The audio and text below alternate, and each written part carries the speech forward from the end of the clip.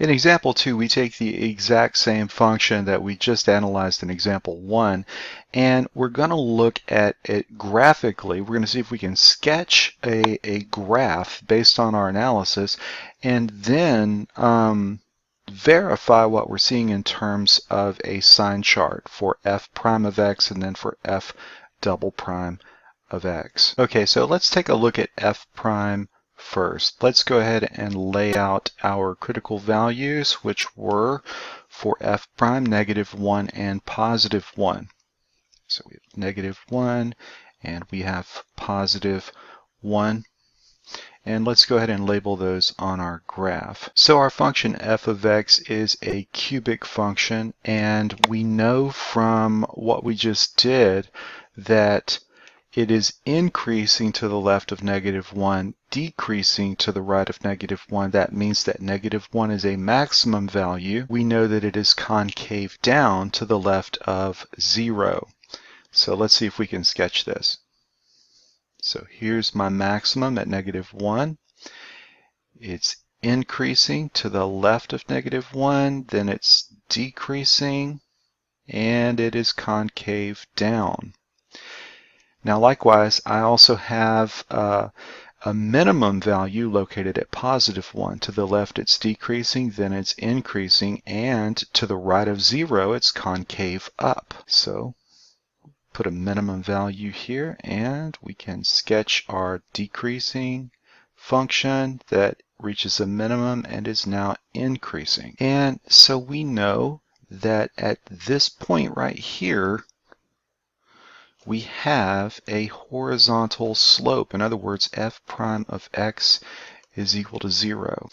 We know that at this point, f double prime of x transitions from negative to positive. That means this has to be 0.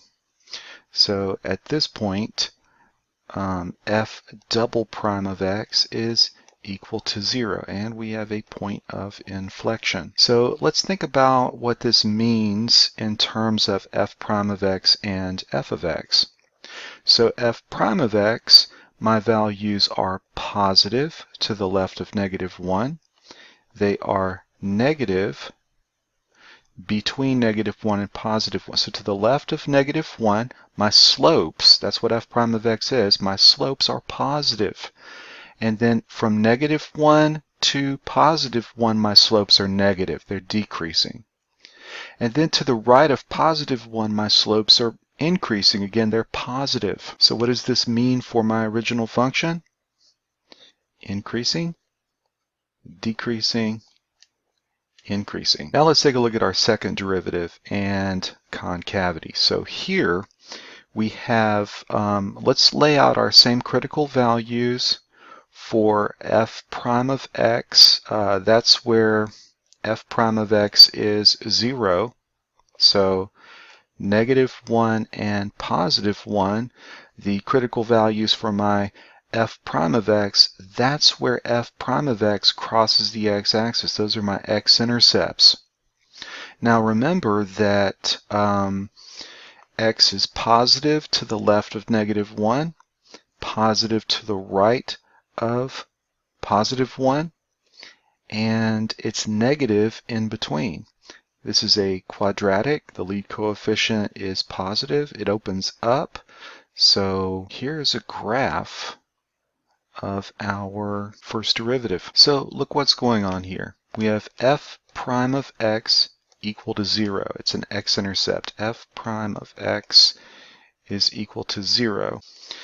And look at the slope of my first derivative. At this point, f double prime of x is equal to 0. What is that point? Well, it's on the y-axis, so clearly it must be 0.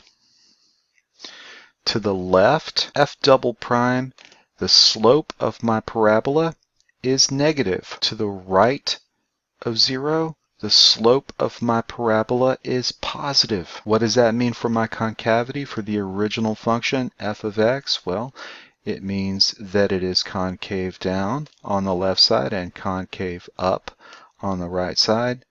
And it means that f prime of x is decreasing, which it is, and f prime of x is increasing.